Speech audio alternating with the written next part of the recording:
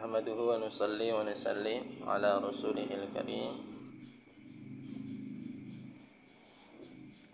Qala ta'ala fi kitabil karim, ma atakumur rasulu fakhuduhu wa ma nahakum anhu fantahu.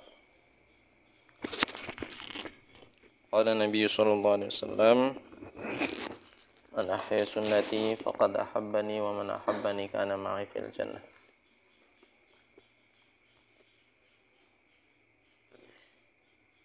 Wa anhu qala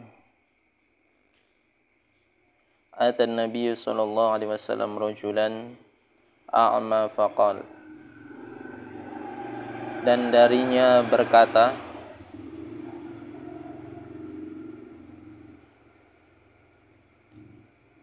datang seorang laki-laki kepada Nabi sallallahu alaihi wasallam, seorang laki-laki buta. Maka ia berkata, ya Rasulullah, wahai Rasulullah, innahu laisa li qaidun yaquduni ilal masjid. Tidak ada seorang pun yang menemani diriku atau menuntun diriku untuk menuju ke masjid. Farakhasa lahu, maka Rasulullah memberikan keringanan kepada lelaki buta tadi. Falamma walla, tatkala lelaki itu berpaling hendak pergi, da'ahu, Nabi manggil lagi. Faqal, kemudian beliau bersabda, hal tasma'un nida, apa engkau mendengar panggilan? Maksudnya panggilan apa? Salat atau azan. Qala na'am, maka laki itu berkata, iya. Qala, maka Rasulullah bersabda, fa'ajib, maka penuhilah panggilan itu. Rawahu Muslim. Ya. Ada seorang buta datang kepada Rasulullah, menanyakan perihal dirinya, apakah masih diwajibkan untuk datang sholat jamaah di masjid atau tidak. Ya, karena dia nggak punya penuntun, nggak ada orang, nggak ada keluarga atau siapapun yang nuntun dia ke masjid. Maka Rasulullah awalnya memberikan keringanan, boleh untuk tidak datang ke masjid. Tapi tatkala mau pergi, Rasulullah manggil lagi. Ya. Masih denger enggak telinganya azan? Oh, masih. Kalau masih, maka penuhi panggilan azan. Ya. Ingat dalam ilmu usul fiqh, kalau ada sesuatu yang orang normal, ya, orang yang tidak normal mesti lakukan, apalagi orang yang normal. Maka hukumnya itu lebih diberatkan lagi. Artinya mesti wajib dilakukan. Ini orang nggak normal. Apa yang nggak normal? Penglihatannya. Wajib masih datang ke masjid karena masih dikaruniakan telinga yang bisa mendengar azan. Ya. Apalagi kita yang normal. Mata masih bisa melihat, telinga mendengar, lisan merasakan, hidung. Hidung apa? Bernafas, mencium. Emang cium dengan hidung? Yang Rudi cium dengan hidung bukan? Ketawa. Jangan rasakan kalian, belum waktunya. Ya. Maka lebih diwajibkan lagi. Ini salah satu dalil bahwasanya sholat jamaah itu memang dianjurkan sekali. Artinya bukan hanya sekedar jamaah di rumah, tapi jamaah di masjid. Kalau jamaah di rumah, sholat sunnah nggak apa-apa, sekali-kali untuk pendidikan dengan keluarga. Tapi kalau jamaah sholat wajib di rumah, keliru. Sah memang, cuma keliru. Kecuali dalam keadaan nggak bisa datang ke masjid kayak kemarin hujan lebat, ya, nggak bisa datang karena nggak ada payung, nggak ada jas hujan. Meskipun ada, tapi keadaannya hujannya lebat dan anginnya besar, datang ke masjid basah kuyup, maka di situ ada rukhsah. Silakan untuk jamaah di tempat dengan keluarga. Maka jamaah di masjid itu pahalanya berlipat-lipat. Kita sholat jamaah di sini, ya, dengan jamaah di musola itu lebih besar di masjid jami'. Kita jamaah di Masjidil Haram dengan jamaah di masjid pada umumnya 1000 kali lipat lebih besar di Masjidil Haram. Makanya kalau bisa sholat jamaah di Masjidil Haram.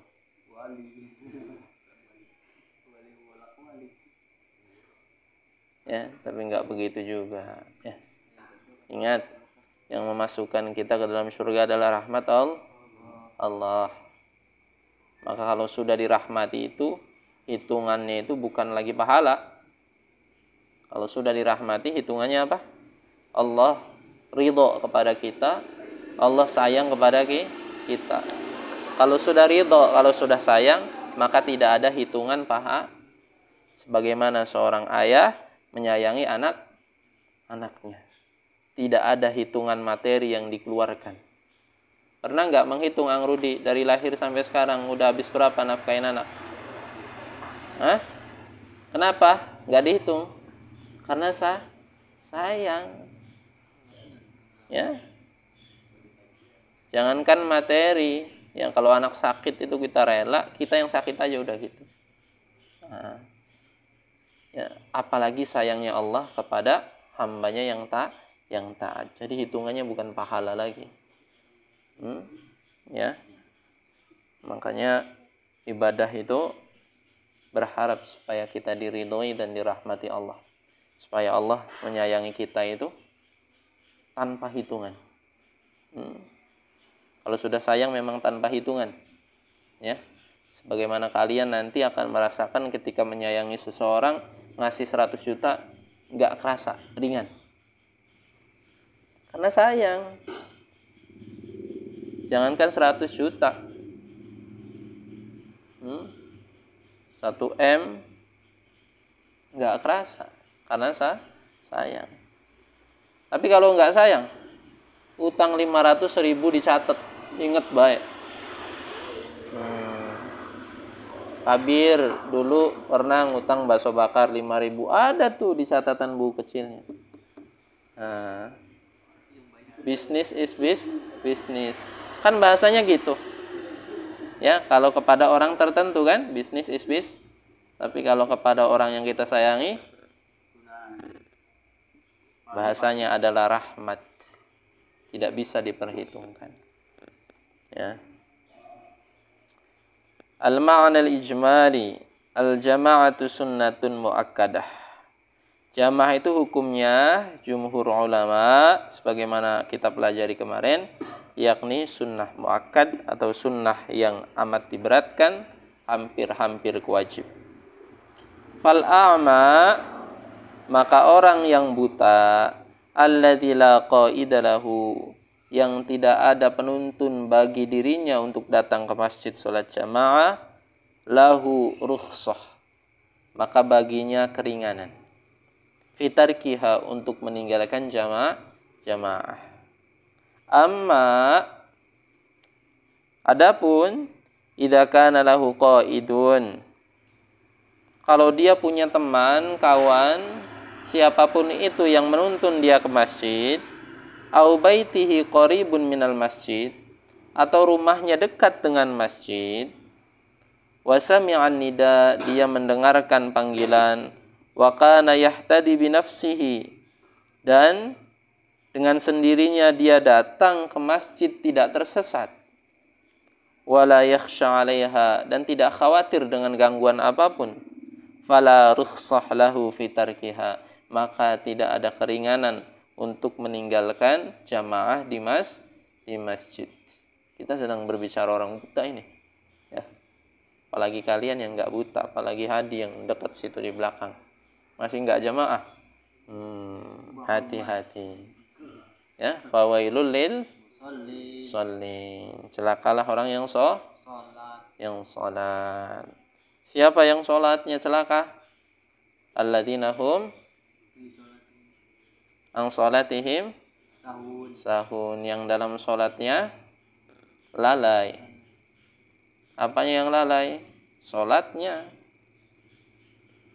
Pikirannya kemana-mana. Ya, rukun dan syaratnya nggak diperhatikan. Ya. Gimana yang nggak sholat celaka nggak? Lebih. Enggak celaka. Diganden aja udah. Nggak ada hitungannya lagi. Ya. Sebagaimana orang kafir itu, nanti di padang mahsyar orang kafir dihisab nggak? Nggak, langsung masukin aja. Kalian pengen nggak dihisab? Kafir. Nanti nggak dihisab. Naudzubillah. Langsung di skip, masukin ke neraka. Ya. Orang mukmin dihisab. Sekecil apapun yang kita lakukan di dunia ini, yang abu-abu akan terlihat jelas nanti di padang mahsyar. Maka hidup itu jangan abu-abu, yang jelas. Ya. Nanti dihisab di padang mahsyar, diperjelas. Apa yang kita pakai itu jangan abu-abu. Nanti diperjelas di akhirat. Kupluk dari mana, pakaian dari mana, itu harus jelas. Sarung dari mana, ya. Hati-hati. Sampo dari mana, yang suka mandi di masjid ada sampo ngeletak.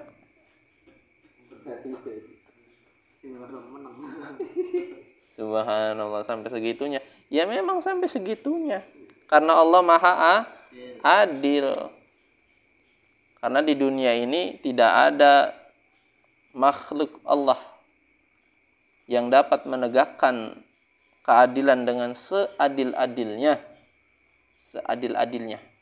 Artinya, seorang yang zalim itu masih bisa menghindar dari kezalimannya dan dia tidak mendapat hukuman. Maka nanti ada pengadilan yang amat adil. Sekecil apapun yang kita lakukan, yang abu-abu yang enggak jelas akan diperjelas oleh Allah. Itu dimaafkan atau tidak, itu dosa atau pahala, itu keringanan atau keberatan bagi si pelaku. Hati-hati. Subhanallah.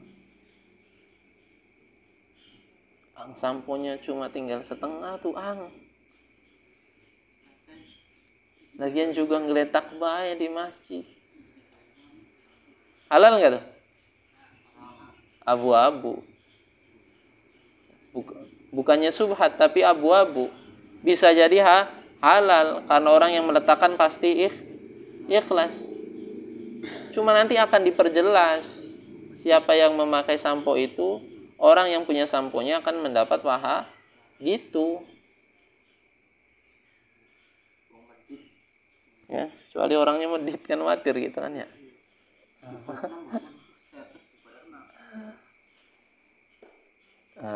Maka zuhud.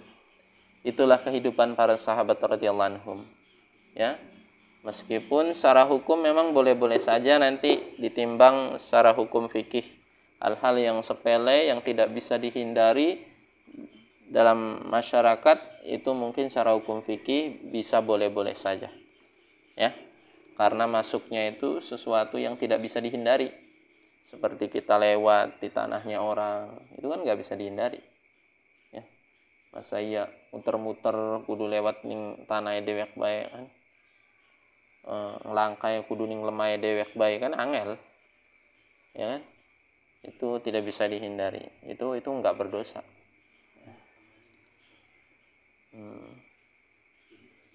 Kamu pernah nggak izin itu? Setiap hari datang ke masjid ngincekin tanahnya orang.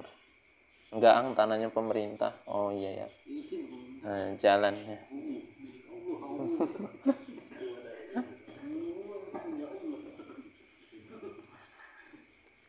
kalau berbicara hukum boleh. Tapi kalau berbicara zuhud, ikhtiyat, kehati-hatian dalam beragama, ya para sahabat kehidupannya seperti itu. Ya.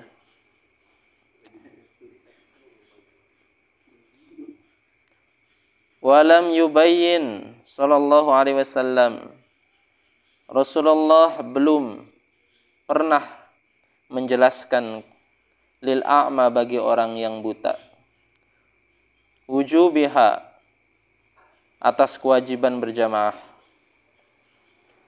wa ta'khirul bayan an waqtil hajah la yajuzu hadha mimma yu'akkidu sunnatiha wa tamassuk bi dhahiriha alqailun bil wujub. Ya. Jadi selagi mendengar, ya, karena sholat jamaah ini merupakan suatu anjuran, maka orang yang a'ma atau yang buta yang masih bisa mendengar, telinganya tetap untuk melaksanakan sholat jamaah di masjid. Ya. Wa anhu, makna anhu dalam hadis ini adalah Abu Hurairah. Hadis ini berasal dari Abu Hurairah. Rajulun a'ma, seorang laki-laki yang buta. Siapa di sini maksudnya? Yakni Amr ibnu Ummi Maktum. Ya, Amr ibnu Ummi Maktum. Qaidun yaquduni mursyid yarsyuduni. Ini arti secara lafaz. Maknanya sama yang telah dijelaskan tadi. Ya. Fiqhul hadis. Fikih hadis yang telah kita baca tadi. Talabu su'alil alim amma yushabbuhu 'alal mar'i amrun min umurid dunya. Hendaknya kita ini senantiasa bertanya, ya, kepada orang yang alim dalam perkara dunia maupun dalam perkara akhirat, jika kita tidak tahu hukumnya atau abu-abu samar-samar. Fikih yang kedua, ta'akkad amru salatil jamaah. Betapa ditekankannya perintah salat jamaah. Sampai-sampai orang yang buta saja yang mendengar, ya, masih dianjurkan untuk datang ke masjid. Nomor 3, fikihnya talabu isti'dzan, meminta izin al-imam kepada imam. Ya. Imam di sini Rasulullah. Fit takhalluf anil jamaati, kalau seandainya kita tidak sholat jamaah, ya, tidak bisa sholat jamaah, inda qiyami uzrin, karena ada uzur. Sampai segininya. Saking pentingnya sholat jamaah di masjid. Kalau seandainya syariat Islam, ya, diterapkan dalam satu wilayah, maka sholat jamaah itu perintah wajib. Dan yang tidak sholat jamaah mesti izin. Izin ke pemerintah setem karena ada uzur apa. Allah, sampai segitunya coba.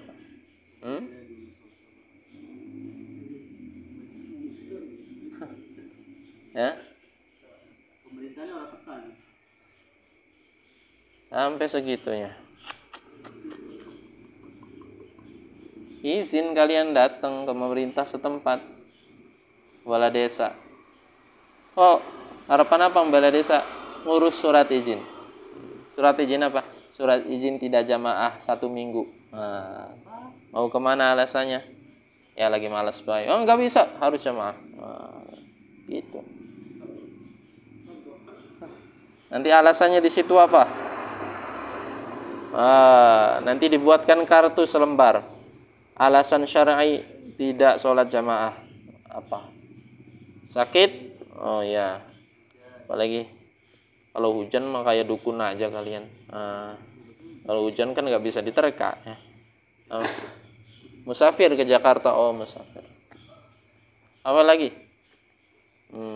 Pengkor sikile.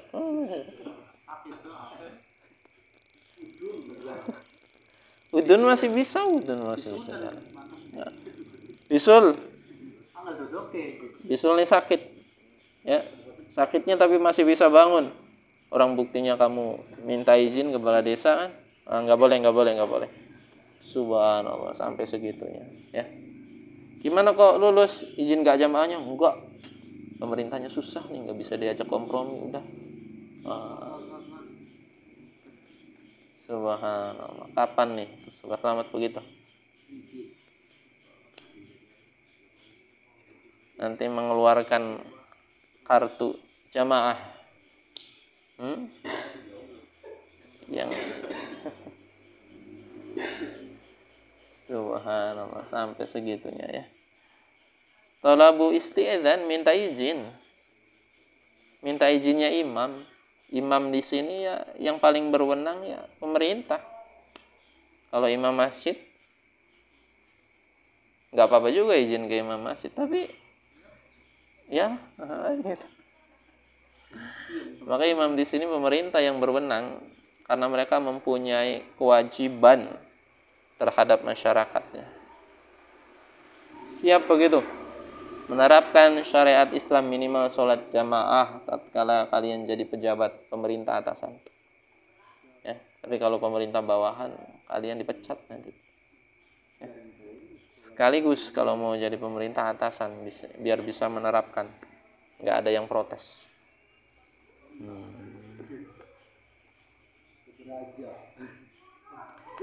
Ada pertanyaan?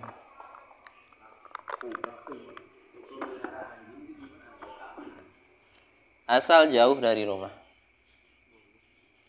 Karena orang yang di rumahnya ada anjing, pertama, malaikat tidak akan masuk ke rumahnya. Orang yang rumahnya nggak pernah disinggahi malaikat, artinya auranya jelek. Pasti disinggahi oleh setan. Jadi pilihannya, orang yang rumahnya nggak pernah disinggahi malaikat, setan yang menyinggahi. Ya.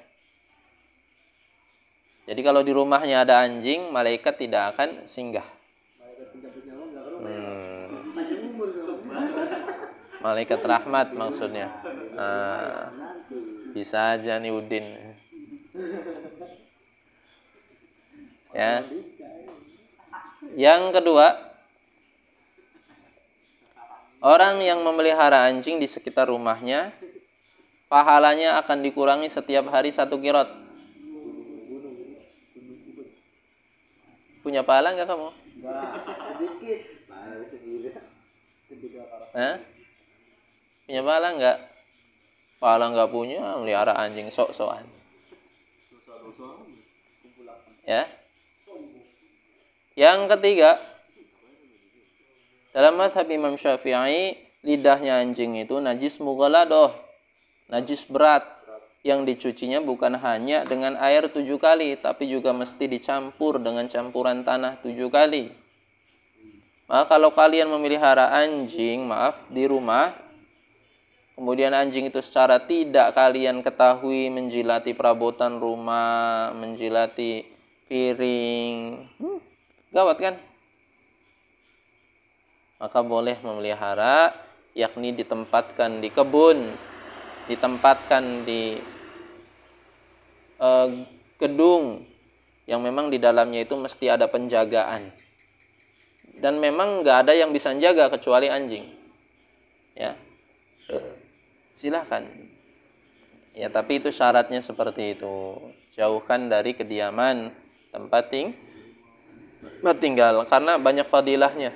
Ya, artinya banyak. Ntar dulu, RRT.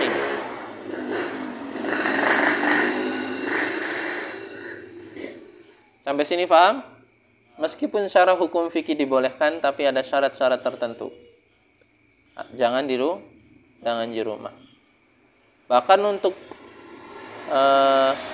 memburu menggunakan anjing boleh. Tapi nanti ada syarat-syaratnya. Ketika melepas anjing, ketika anjing itu menggigit buruannya, ya ada syarat-syaratnya. Bisa dipahami sampai di situ?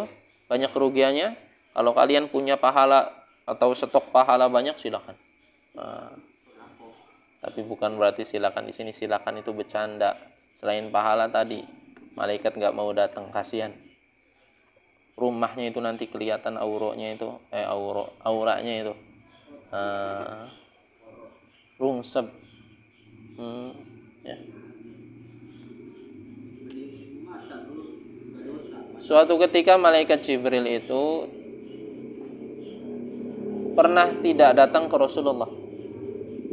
Disebabkan karena sekitar rumah beliau itu disinggahi anjing. Sekitar 3 malam. Ya, jadi jangan coba-coba. Bukan berarti anjing itu hina. Cuma memang Allah ini karena Maha Adil menempatkan makhluk itu pada tempatnya masing-masing, pada kegunaannya masing-masing.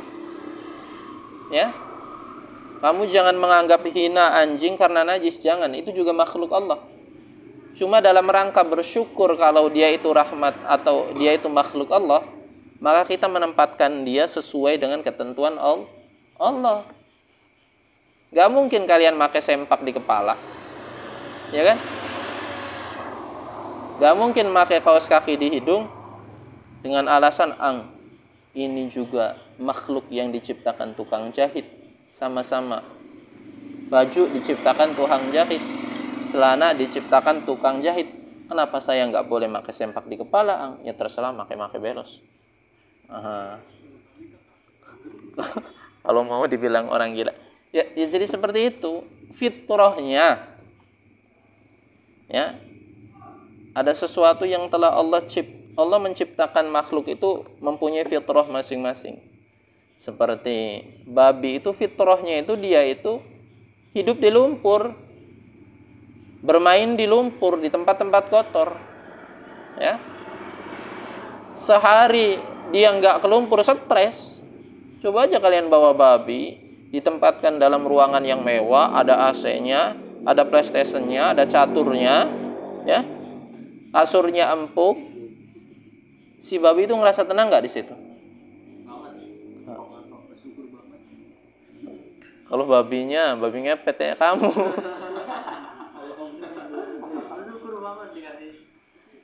Dia itu pasti akan berlari tatkala dibuka pintunya mencari endut, mencari tempat yang kumuh. Jadi sudah ada fitrahnya. Jangan sekonyong-konyong demi hak asasi babi. Ada orang yang memproklamirkan begitu. Kita harus menyamakan nih hewan nih, nggak boleh mengkardinalkan atau mengucilkan. Ya, dia nggak tahu, dia nggak mengerti tentang agama dan fitrah. Ikan itu fitrahnya hidup di air. Jangan sekali-kali ikan naik ke atas ke darat karena iri melihat manusia punya motor NMAX, ya, punya mobil Pajero. Sekali-kali dia sehari naik ke darat gimana? Mati. Makanya ikan nggak mau ke darat meskipun dikasih rumah yang mewah. Karena sudah ada fitrahnya. Kita jangan menyalahi itu. Paham sampai di sini? Ya, setiap makhluk itu sudah ada fitrahnya. Maka tempatkan, karena kita sebagai khalifah di muka bumi ini yang mengatur bumi, ya, yang Allah amanahkan bumi ini untuk kamu semua manusia, maka gunakan atau tempatkan makhluk Allah ini sesuai dengan aturan yang telah Allah tentukan. Ada lagi?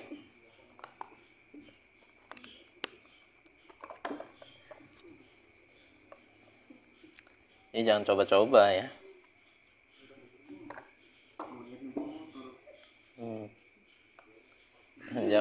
Zaman sekarang ya ada-ada aja gitu.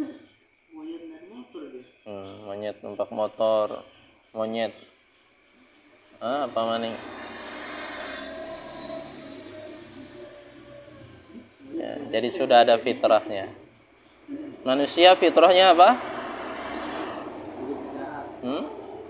Manusia itu fitrahnya baik. Ya.